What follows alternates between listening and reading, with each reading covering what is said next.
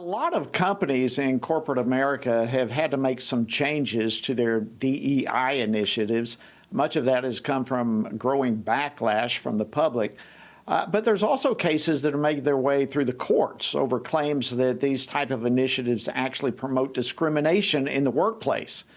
But some of these companies continue to plow ahead. One, for example, Delta Airlines, where the chief DEI officer has come out boldly saying that they're going to boldly pursue equity.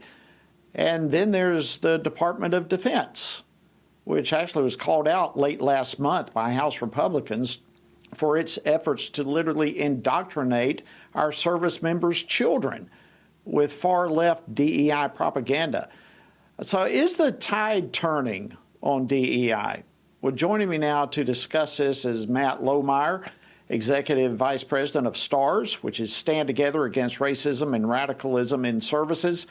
He was a lieutenant colonel in the U.S. Air Force and Space Force before being relieved of his command for publishing and speaking about his book, Irresistible Revolution, which encouraged senior military leaders to abandon the divisive and politicalization of military workforce, DEI there. So, Matt, welcome back to Washington Watch.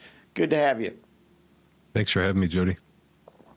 Okay, so look, I know your focus, and powerfully so, is the armed services, but I'd like to just first get your thoughts on what I opened up with, as we've seen corporate America continue pushing DEI while some have experienced pretty significant backlash. What's your overall perspective of that? Yeah, you asked a good question. Are we making any headway? Is the tide turning? And as we approach both the presidential election season, people are paying far more attention to these issues than ever before. But I'm encouraged some days of the week when I see news headlines saying or suggesting that certain businesses or corporations are abandoning their DEI initiatives, or at least they're backing off from aggressively pursuing those initiatives. And every time I get encouraged, it seems like one or two institutions have backed away from it, or businesses have, and two or three more have just doubled down their efforts and dug in their heels even more aggressively. And so there's no doubt about it, there continues to be a fracturing influence of diversity, equity, and inclusion initiatives, even through corporate America. And you're right, I've been nearly exclusively focused on the impacts that these initiatives are having to our troops in the services.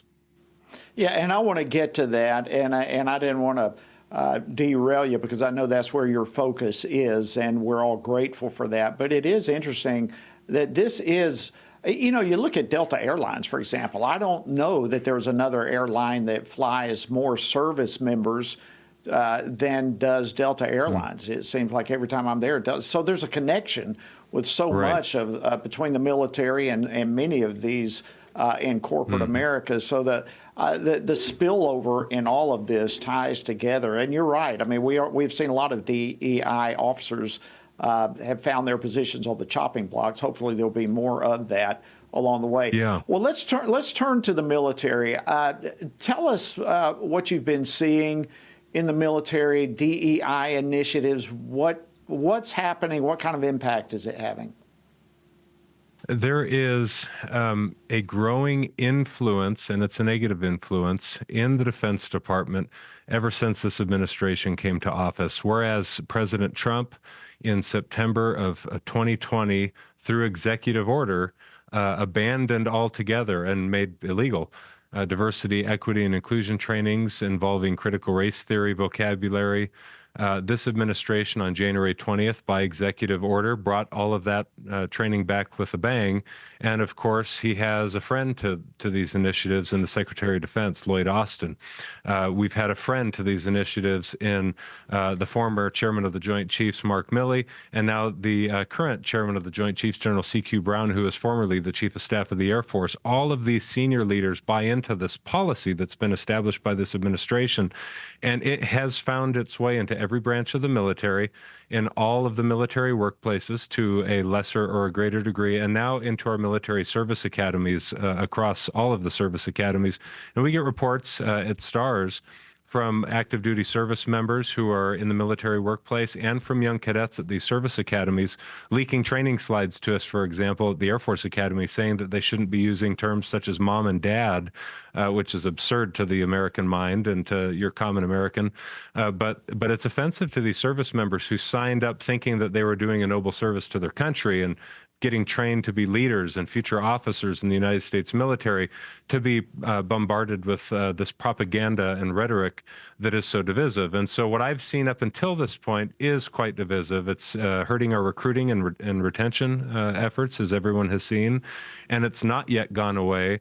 So this presidential election, in fact, and I'm speaking personally and not for stars when I say this, is as critical of an election as we've ever had before. And of course, I work for a nonprofit. We stay out of the politics of all of this, but all of the American people know that every aspect of this has been highly politicized, and we need to remove that highly politicized influence from the uniformed services so our troops can be united once again.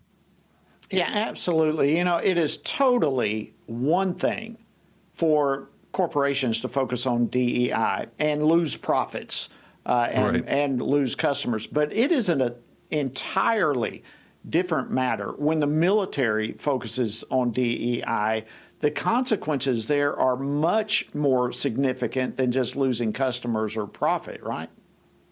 Yeah, in fact, you could see this in the operating room is a great example. You don't want the medical profession or industry being de-emphasizing merit and getting a surgeon in there based on the color of their skin or their ethnicity or their religious background, of course, and those things are illegal.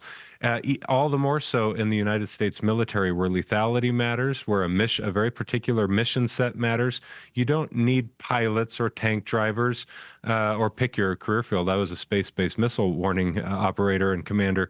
You don't want to de-emphasize merit and sacrifice merit for the purpose of establishing race quotas or pursuing race quotas. We had a spokesperson for the Department of the Air Force say they wanted to reduce the number of white pilots in the Air Force down to 67.5% because historically we've had too many white pilots. Now, the American people think when they hear that, well, were they good pilots or were they bad pilots? What's the problem here? But there is a minority, and I don't mean racially, a minority of the population that does in fact buy into this idea that diversity means pursuing race quotas. And when you do that in the military, you lose lethality. You got trouble. All right, Matt, we're out of time. I'm so sorry. I'd love to get you in. One word answer. Is there hope? Are we going to see some change, you think? There is hope. Have me back on to discuss how that's possible. Okay. But folks can visit stars.us.